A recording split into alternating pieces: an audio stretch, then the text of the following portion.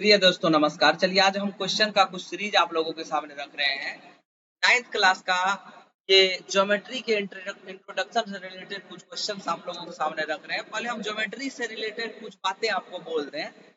Ninth class का आज हम आप लोगों के ज्योमेट्री का क्वेश्चन रख रहे हैं। इसमें है क्या, 25 क्वेश्चन का हम सीरीज लाए। 25 क्वेश्चन को आपको पूरे डिटेल से बताएंगे। पहले आप जान लीजिए ज्योमेट्री का परिचय क्या है, इंट्रोडक्शन ऑफ ज्योमेट्री। पहले हम ज्योमेट्री का इंट्रोडक्शन देख लेते हैं, क्या है ज्योमेट्री। चलिए दोस्तों, ज्योमेट्री में हम पहली बात आज जानना चाहेंगे, गणित की वह शाखा जिसमें विभिन्न प्रकार की ज्यामितीय आकृतियों का अध्ययन किया जाता है, जैसे बिंदु का, रेखा का, त्रिभुज का, चतुर्भुज का, वृत्त का आदि आकृतियों का। जैसे गणित की वह शाखा जिसमें हम बिंदु के बारे में जानते हैं, बिंदु के बारे में हम लोग जिसमें जानते हैं, जैसे ये पॉइंट है, इस पॉइंट के बारे में अगर हमको नॉलेज मिलती है, पॉइंट के बारे में अगर हमें नॉलेज मिलती है तो ये ज्योमेट्री में होता है। पॉइंट में क्या क्या होता है पहले ये बातें आप समझ लीजिए। पॉइंट बिंदु ऐसी ज्यामितीय आकृति होती है जिसमें लंबाई, चौड़ाई और मोटाई, लंबाई में लेंथ नहीं हो, जिसमें चौड़ाई नहीं हो और जिसमें मोटाई भी नहीं हो, तीनों नगण्य हो। न ही लंबाई होता है बिंदु में, न ही चौड़ाई और न ही मोटाई, तो हम बिंदु उसको बोलते हैं। तो जिसमें बिंदु, रेखा, रेखा है जिसमें लंबाई है लेकिन चौड़ाई तथा मोटाई नगण्य है। हम कभी ये नहीं बोलते कि 5 मीटर मोटा रेखा बनाइए, हम केवल बोलते हैं कि इतना मीटर चौड़ा रेखा बनाइए या इतना मीटर लंबा रेखा बनाइए। सपोज लंबा बोलते हैं, चौड़ा नहीं बोलते हैं। हम बोलते हैं लंबा इतना मीटर, लंबा 5 मीटर या 6 मीटर या 2 मीटर या 1 मीटर या 5 सेंटीमीटर का एक रेखा बनाइए। तो रेखा में लंबाई होती है जबकि चौड़ाई और मोटाई नगण्य होती है। रेखा कहलाती है जिसमें लंबाई तो होती है लेकिन चौड़ाई और मोटाई इसमें नहीं होती है, चौड़ाई और मोटाई इसमें नगण्य होता है, तो हम इसको कहते हैं रेखा। चलिए, इस बिंदु से, इस रेखा से ज्यामिति बनती है। इसके बाद तीसरा पॉइंट आपका आ जाता है, थर्ड पॉइंट आपका आ गया बिंदु के बाद रेखा, त्रिभुज के बारे में जिसमें जानते हैं। त्रिभुज होता है भुजाओं से घिरी बंद आकृति को कहते हैं। भुजा से ये घिरी आकृति है, भुजा से घिरी बंद आकृति।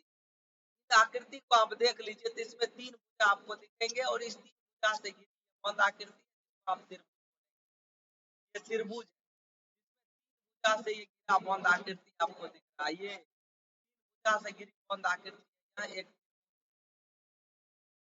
आप एक पर्वत को देखे होंगे, पर्वत एक त्रिभुज के आकार का होता है। आप समोसा देखे होंगे, यह एक त्रिभुज के आकार का होता है।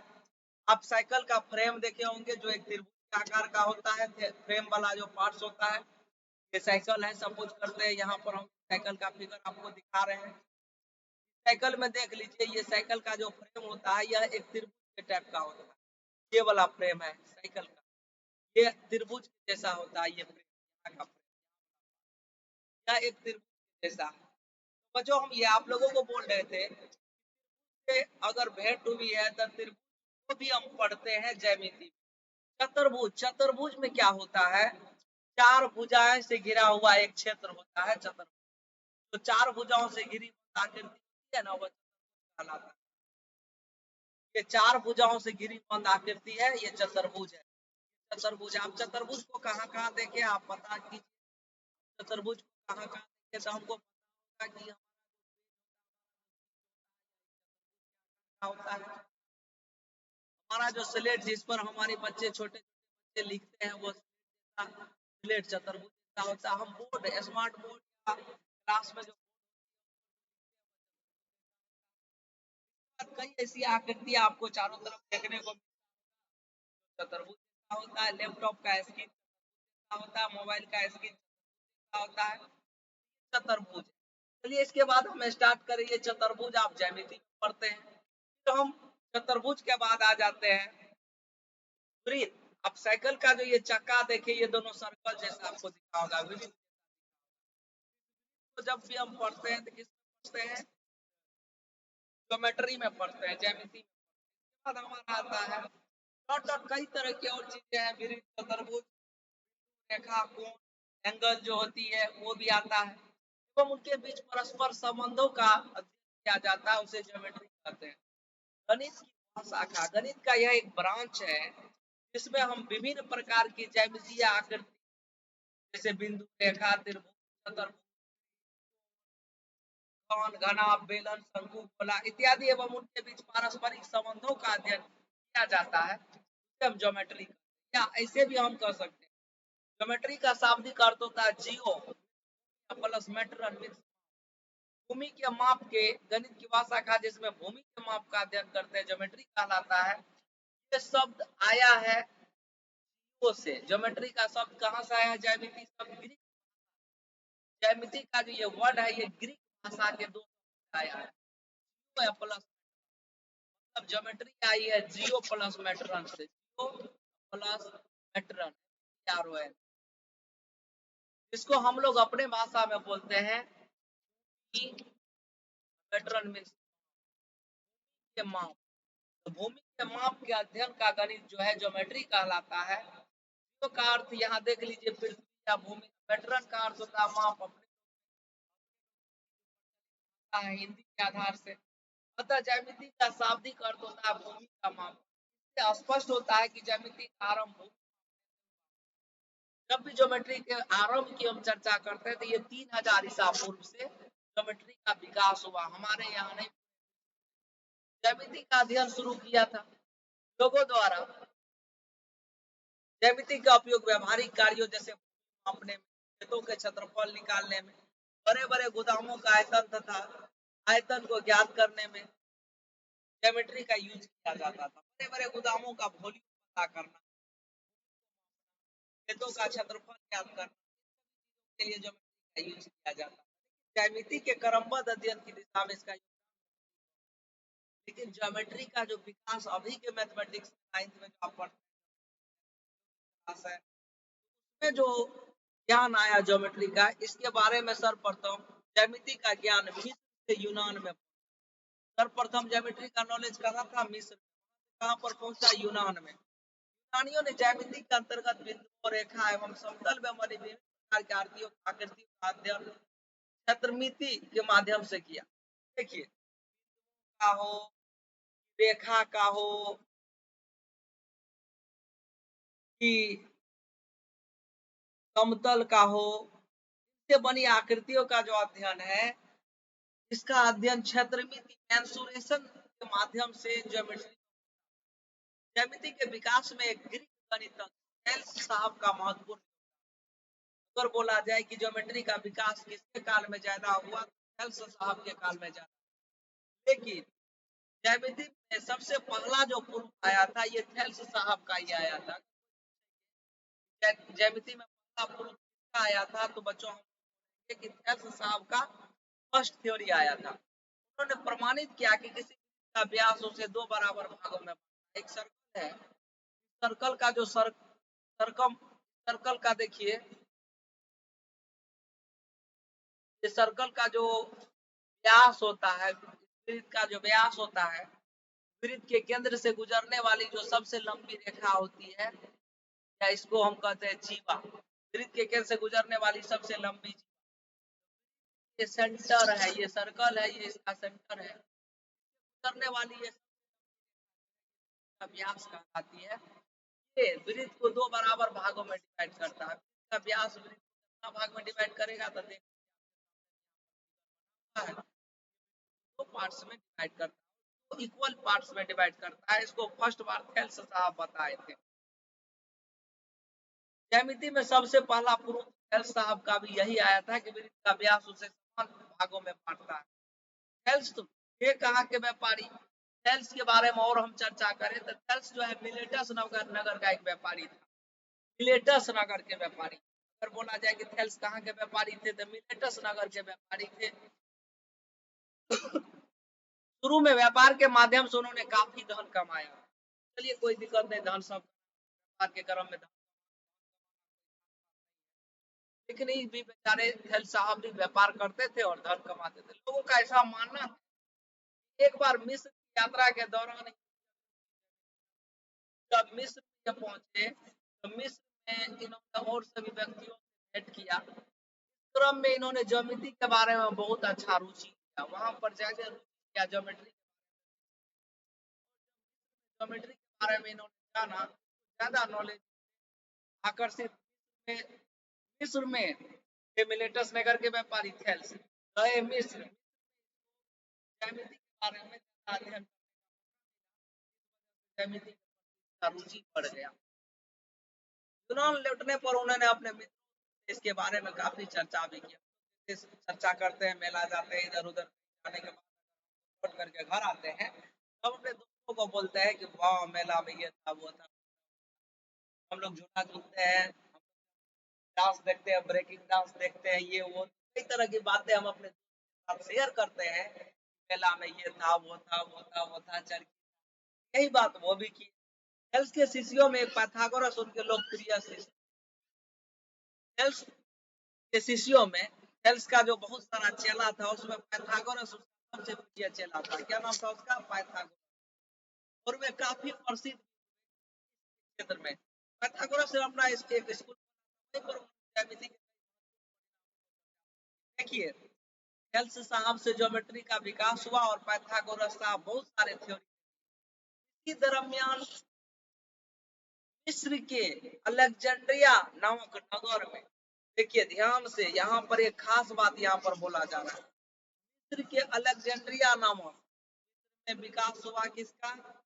ज्योमेट्री के एक व्यापारी थे, अलेक्जेंड्रिया नामक नगर में एक व्यापारी जो थे, मिस्र के अलेक्जेंड्रिया नामक नगर में यूक्लिड नामक एक गणित के शिक्षक का अभ्युदय हुआ। चलिए मिस्र के दरमियान जब थेल्स साहब और उसके चेले पाइथागोरस साहब ज्योमेट्री में बहुत दे रहे थे हम लोग, उसी दरमियान बड़े मैथमेटिशियन का विकास हुआ। कहाँ?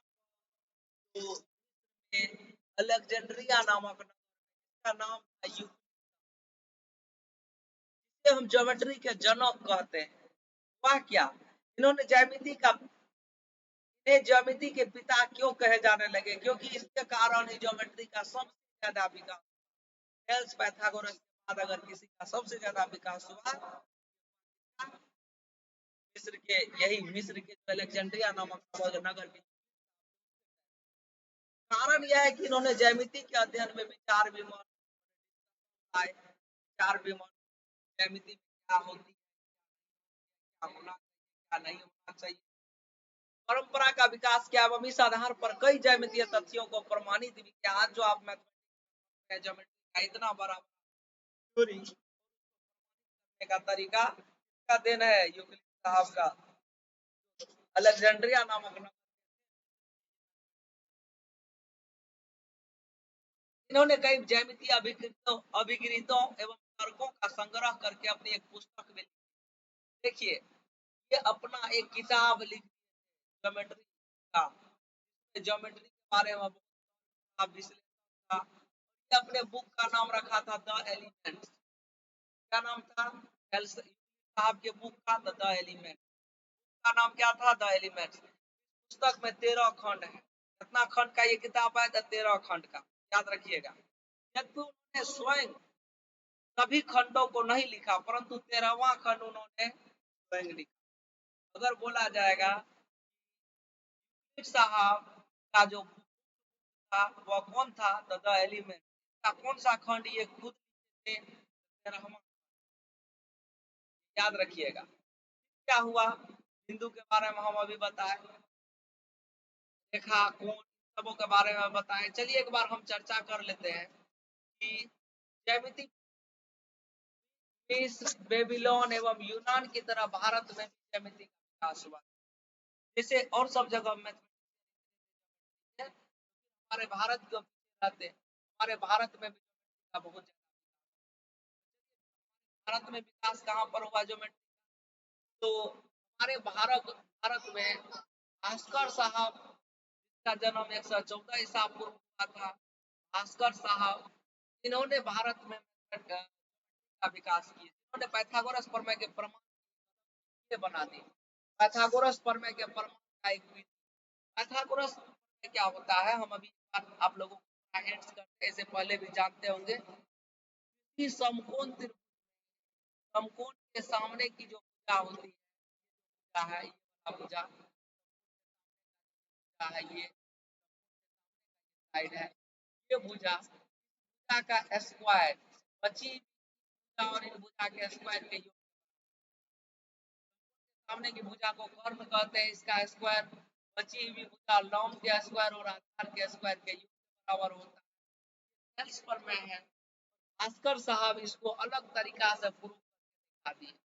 आर्यभट्ट साहब, इन्होंने समद्विबाहु त्रिभुज का क्षेत्रफल निकालने का तरीका बताया, पिरामिड का, गोला का इत्यादि का आयतन निकालने की विधियां दी। समद्विबाहु त्रिभुज होता है वैसा त्रिभुज बराबर, वैसा त्रिभुज दो भुजा बराबर हो, उसके क्षेत्रफल निकालने का तरीका बता दिए। इसके साथ साथ पिरामिड, गोला, सबका आयतन निकालने की विधियां बता दी आर्यभट्ट साहब बराबर। उसके बाद आपको बता दें ब्रह्मगुप्त, ये भी पीछे नहीं थे, हमारे भारत के मैथमेटिशियन थे, जिन्होंने चक्रीय चतुर्भुज के क्षेत्रफल निकालने का सूत्र ज्यामिति को पढ़ने के कारण क्या है आप जानिए। जब हम ज्यामिति को पढ़ते हैं तो हमारे अंदर विकास होता है, कई चीजों का, मस्तिष्क में तार्किक चिंतन का विकास हो जाता है, विकसित, हमारे जीवन में इसका काफी उपयोग है। आप जब अमीरी शिक्षा प्राप्त करते हैं तो उसमें सबसे बड़ा योगदान रहता है। जब आप बनेंगे अमीर, इंजीनियरिंग में इसका बहुत बड़ा विकास होगा, इसका ट्राइगोनोमेट्री में सबसे बड़ा योगदान है। कई जगह पर आपको ज्योमेट्री में ज्योमेट्री का योगदान है, मेंसुरेशन क्षेत्र में ज्योमेट्री, ज्योमेट्री के आधारभूत संरचना में पॉइंट आता है, लाइन आता है, तल आता है, के अनुसार इसकी परिभाषा अलग तरह से दी गई। ज्यामितीय आकृति न मोटाई होती है और न ही चौड़ाई, लंबाई चौड़ाई मोटाई कुछ। इसके बाद होता है रेखा, सॉरी पॉइंट में, पॉइंट में एक ऐसी ज्यामितीय आकृति है और मोटाई कुछ, रेखा इसमें लंबाई, रेखा जो होती है तो दोनों तरफ से अनंत तक बढ़ाई जा सकती है,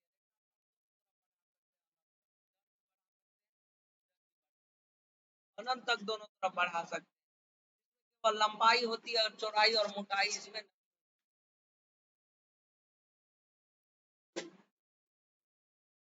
समतल प्लेन, समतल वह है जिसमें लंबाई और चौड़ाई होती है लेकिन मोटाई नहीं, समतल में लंबाई चौड़ाई होगी, लंबाई चौड़ाई होगी, है ये जानकारी।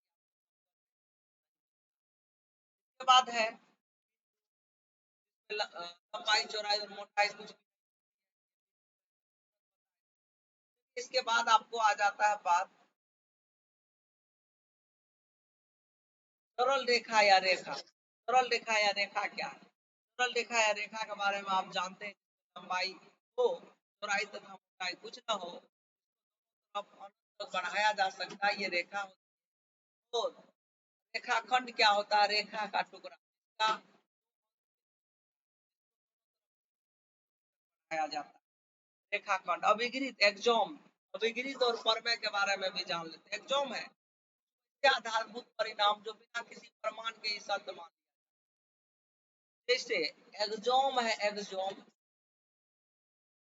तो हमको सत्य करने की जरूरत नहीं, हम डायरेक्ट मान लेते। जैसे जो समान राशियां का आधा आपस में समान, जैसे 50-50 है, इसका आधा 25-25 भी आपस में बराबर, 50 का आधा 25 बराबर होगा ना, ये आधे इक्वल होंगे।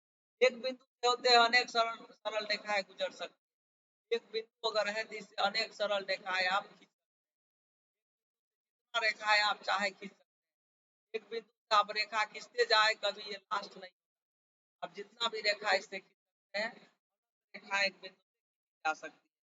उसके बाद एक सरल रेखा में एक सरल रेखा यहाँ पर अगर हम खींचते हैं,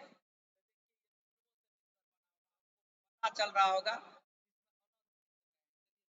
आपको। हम सरल रेखा में बहुत सारी बिंदु आपको दिखाई दे रही है। सरल रेखा अनंत बिंदु के बाद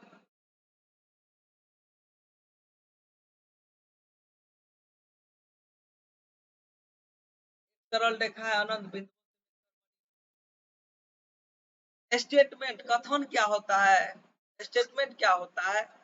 तो या तो सही होता है या गलत। जैसे श्याम बाजार जा रहा है, हो सकता है वो बाजार में जाकर के नहीं जा रहा हो, या किसी अन्य काम से जा रहा हो, आने जा रहा हो, ये स्टेटमेंट है। हो सकता है गलत, श्याम नहीं,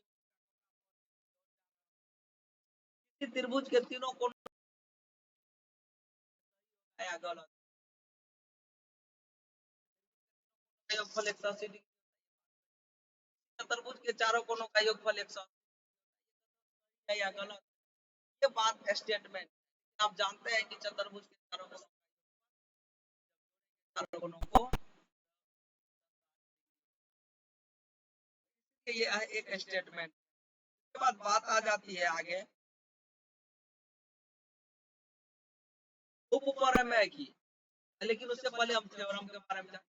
ऐसा आधारभूत परिणाम जो भी अभी ज्यामितीय परिभाषाओं एवं तर्कों के आधार पर सिद्ध किए जाते हैं थ्योरम। जैसे अभी तुरंत देखिए, स्टेटमेंट ऑफ गिरिथ के आधार पर अगर करते हैं किसी को, तो आता है क्या? थ्योरम। को किसी ज्यामितीय परिभाषाओं एवं तर्कों के आधार पर या अभिगिरितों के आधार पर परिणाम को सिद्ध करते हैं। अगर किसी परिणाम को अभिगिरित ज्यामितीय परिभाषाओं या तर्कों के आधार पर सिद्ध करते हैं, आपका क्या कहला जाएगा? थ्योरम। जैसे चतुर्भुज के चारों कोणों का योगफल 60 डिग्री होता है, चारों ओर 60 डिग्री का कोण बनता है। किसी त्रिभुज का योग 180 होता है।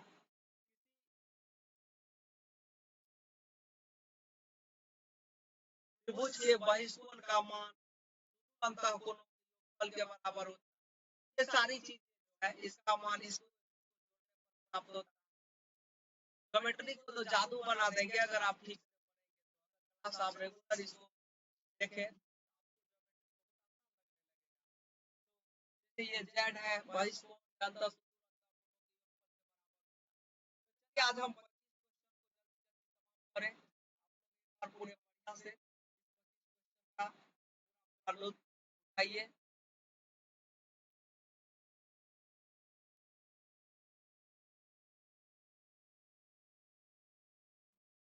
पहला क्वेश्चन है आपका,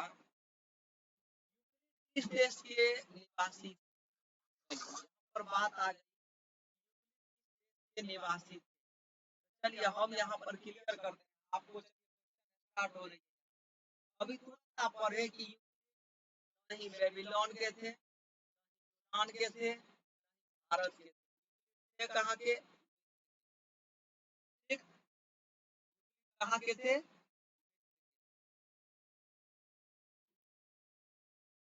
बेबीलोन और यूनान पर ही विकास हुआ था ज्योमेट्री का। लेकिन अगर आ जाए तो आप भारत के थे, चंद्रभूषण साहब थे, आर्यभट्ट साहब थे, भारत के साहब, आर्यभट्ट साहब, सभी मैथमेटिशियनों के भारत में ये भारत बहुत बड़ा इसका योगदान रहा। इसका करेक्ट क्या होगा? आते हैं हम का सबसे बड़ा ग्रंथ एलिमेंट का सबसे बड़ा ग्रंथ कितने भागों का जो सबसे बड़ा ग्रंथ था एलिमेंट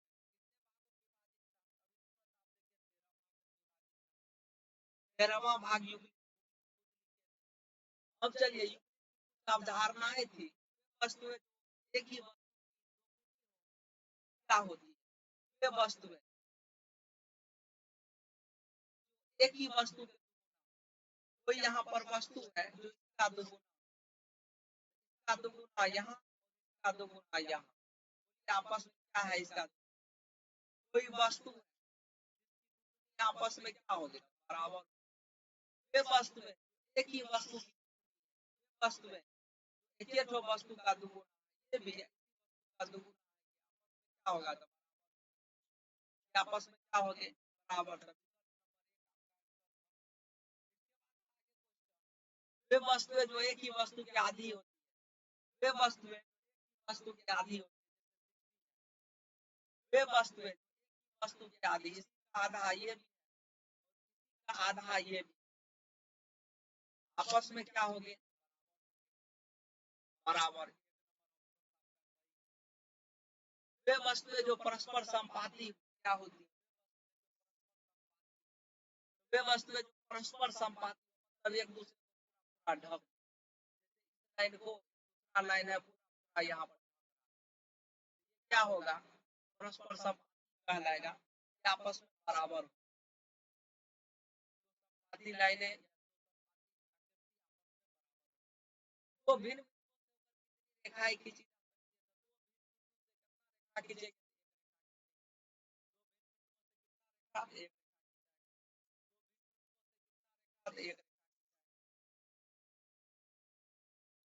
तो भिन्न रेखाओं में कितने बिंदु? रेखा में कितना बिंदु? तो दो तो एक रेखा ये है, ये है, पर रेखाओं कितने बिंदु कनिष्ठ? कभी कभी चर्चा करें तो ठीक से फिगर को देख करके कुछ, अब जब कभी दो भिन्न रेखाओं को घटाएंगे तो घटेगा, तो रेखाओं तो भिन्न रेखाएं अधिक से अधिक तो भिन्न तो रेखाएं अधिक से बिंदु पर तो भिन्न रेखाएं, एक रेखा ये है, रेखा ये है, अधिक से अधिक कितना जगह पर? क्वेश्चन पीछे तो प्रमाण की आवश्यकता होती है, तो प्रूफ करने की जरूरत होती है। आप अभी जानिए एग्जाम को, स्टेटमेंट सबों को करने की जरूरत नहीं होती है, ये सब डायरेक्ट, लेकिन थ्योरम को अभिगृहित और अभिधारणा किया जाता है। इसका ऑप्शन आपको बता 60 डिग्री, अगर दो कोनों को जोड़ा जाए, अगर दो कोनों को जोड़ दिया जाए और 90 डिग्री हो जाए तो हमको पूरा कोण 62 डिग्री को जोड़ा जाए तो 90 डिग्री हो जाएगा। 62 डिग्री कितना डिग्री 90 डिग्री होगा, इसके लिए आपको 90 में से पूछ रहा है 62 डिग्री का पूरा कोण क्या होगा, तो जितना डिग्री का पूरा कोण रहेगा निकाल 90 में से 90 में से आया है 28 डिग्री, 62 डिग्री का पूरा कोण 28 डिग्री। क्वेश्चन है हमारा 55 डिग्री का पूरा कोण, 90 में से डायरेक्ट का पूरा 55 डिग्री का पूरा कोण कितना हुआ? 90 माइनस इधर 35 डिग्री का डिग्री हो गया 35। देख लेते हैं ये आंसर 3। बाद आपका क्वेश्चन है 35 डिग्री का पूरा कोण, का पूरा 35 डिग्री का पूरा कोण 90 में से हटा लीजिए, 90 माइनस कितना डिग्री हो गया? 55 डिग्री हो जाएगा 35। अगला क्वेश्चन है आपका 65 डिग्री का पूरा कोण क्या होगा? कितना आसान क्वेश्चन है, 90 में से 25 डिग्री का पूरा 25 डिग्री का पूरा 25।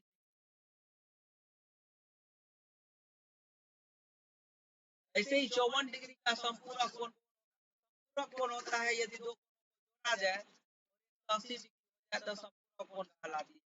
दो कोण 180 एंगल की है बताइए संपूरक कोण कहलाएंगे। तो चलिए तो किसको होता है 1 डिग्री का संपूरक कोण, अगर हम 1 डिग्री में कितना को जोड़ेंगे तो 180 होगा, तो हम उसको निकालने के लिए को निकालने के लिए तो 126 कितना डिग्री आएगा आपका आंसर।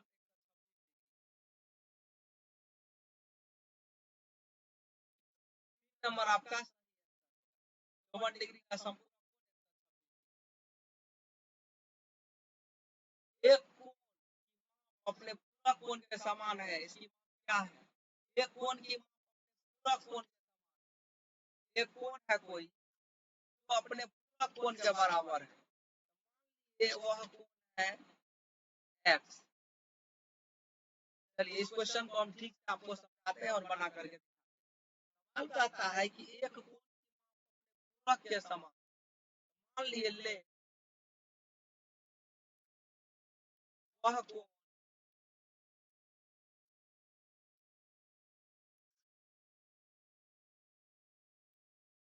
जिस कोण की चर्चा की जा रही है, मान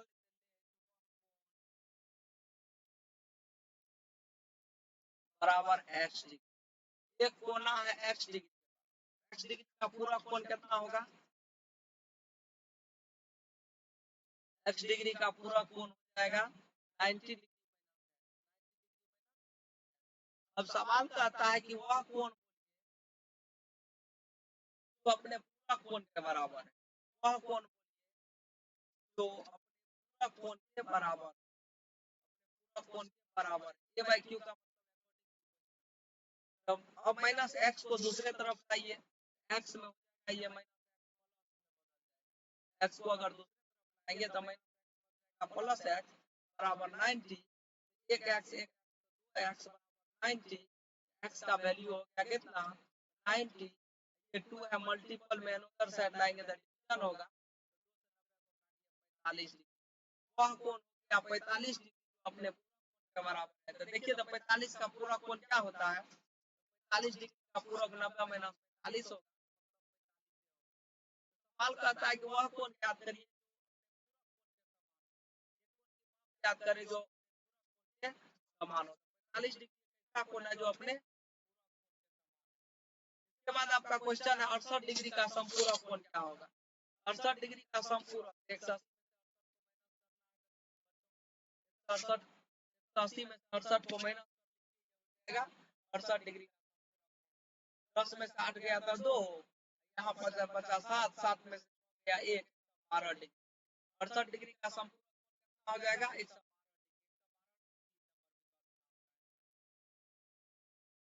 किसी कोण के पूरक कोण संपूरक कोण है तो वह क्या होगा, कोई कोण है जिसके पूरक सपोज वह कोण एक्स, वह कोण एक्स है,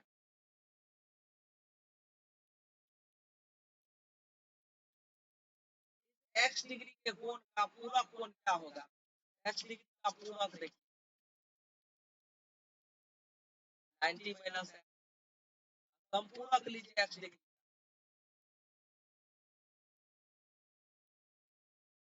180 माइनस है। अब सवाल कहता है पूरक और संपूरक पूरक का पूरक का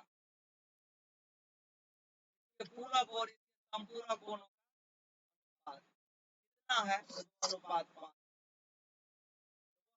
क्या होगा पूरक और संपूरक कोण का अनुपात है तो वह क्या है, मतलब वह कोण एक्स डिग्री का एक्स का वैल्यू। चलिए हम क्रॉस के साथ इसको 5 को 90 के साथ गुना कितना डिग्री 450 डिग्री, माइनस 5 को एक्स के साथ इसको गुना करना, इस 5 को 5 गुना एक्स 5 बराबर, अब 180 को साथ गुना 180 के साथ 180 गुना 2 कितना होगा 60 डिग्री, माइनस 2 में एक्स को। अब चलिए आगे बढ़ाते हैं इसको, 450 प्लस 360 दूसरे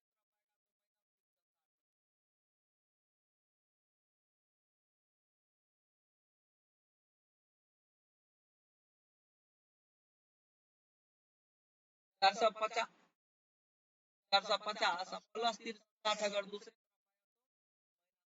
तरफ होगा। इधर हम क्या करेंगे, -5 को दूसरे तरफ लाएंगे, +5 हो गया। यहाँ पहले से 450 से 360 को अगर कितना बचता है, 0 कितना डिग्री बचा, 90 डिग्री, 90 डिग्री। अब 5x से 2x घटा तो 3x equal to 9, x equal to 90 by value हो गया 30। x का वैल्यू ये जब हम पूरक को निकालते हैं 90 में 30 होता है, 30 डिग्री का ही अगर संपूरक को निकालते हैं तो 150 होता है। इसका हम अनुपात करें 3 × 6 = 2 अर्थात ये हमारा आंसर। यदि एक कोण अपने संपूरक से 32 डिग्री कम हो तो क्या होगा, यदि एक कोण संपूरक से 32 एक कोण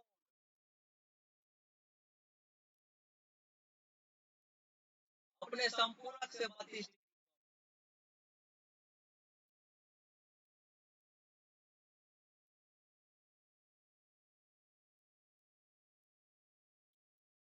x डिग्री का संपूरक 80 में सवाल कहता है वह कोण जो अपने संपूरक से 32 डिग्री कम है, वह कोण जो अपने संपूरक से 32 डिग्री का मान क्या होगा।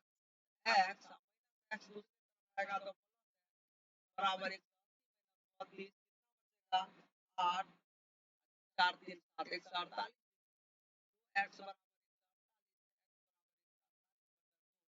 148 और है वह याद करें जो अपने संपूरक कोण से 32 डिग्री 64 डिग्री का संपूरक कोण निकालिए, उससे 32 डिग्री कम है हमारा, मतलब इसका ओरिजिनल करेक्ट आंसर क्या 64।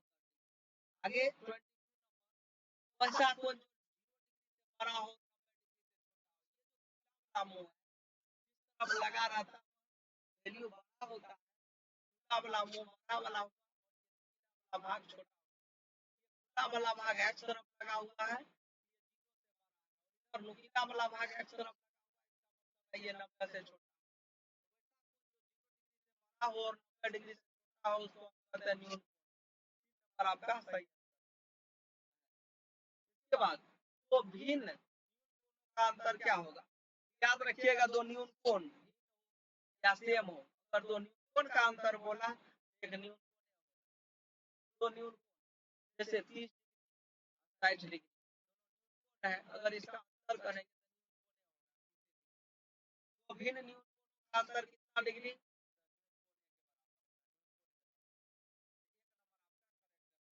आपका क्वेश्चन है समबाहु त्रिभुज का प्रत्येक कोण कितना डिग्री का बराबर बराबर बराबर बराबर तीनों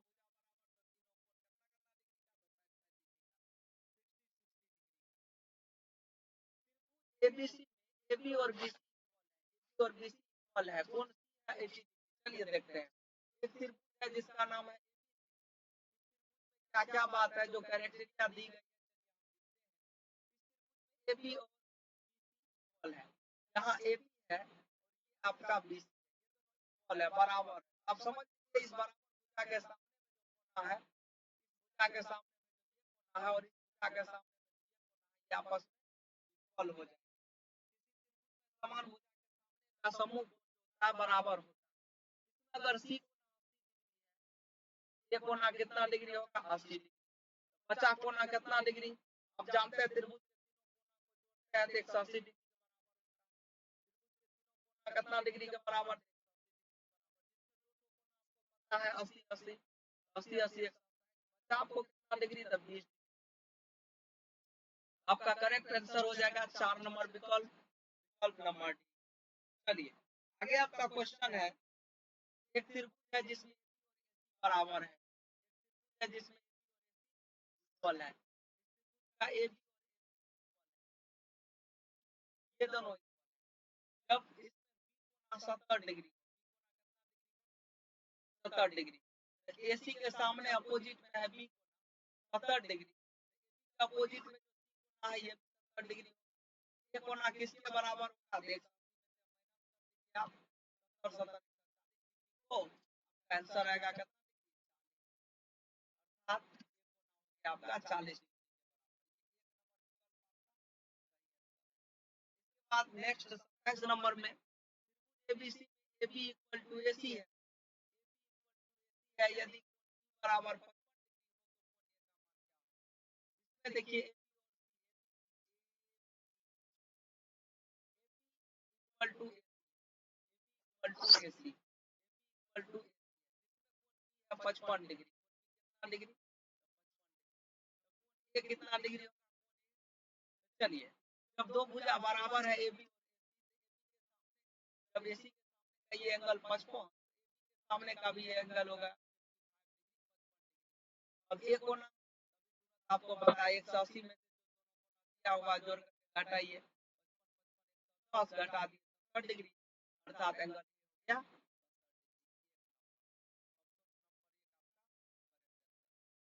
बाद अगला क्वेश्चन है आपको ABC equal to 55 degree equal to चलिए है जिसका नाम है 55 ये कोना है 70 डिग्री कितना डिग्री 80 में से 55 और 70 को जोड़ करके घटाइए 7 5 12 125 घटा दिए अर्थात 5 5 8 55 डिग्री आपका है, दो कोना बराबर आपका कौन कौन कोना बराबर है ये वाला और ये वाला कोना बराबर है, इसके सामने का ये भुजा और इसके सामने का ये भुजा भी बराबर अर्थात ये दो भुजा आपस में बराबर हो गया, तो इसे दो भुजा बराबर हो विकल्प नंबर करेक्ट है। चलिए साथ ही आपका आज का क्लास खत्म होता है, आप लोग फिर से देख करके आप रिप्लाई जरूर कीजिएगा कि आपको हमारा क्लास कैसा लगा। चलिए मिलते हैं फिर अगले वीडियो में अगले क्लास में, तब तक हमको फिर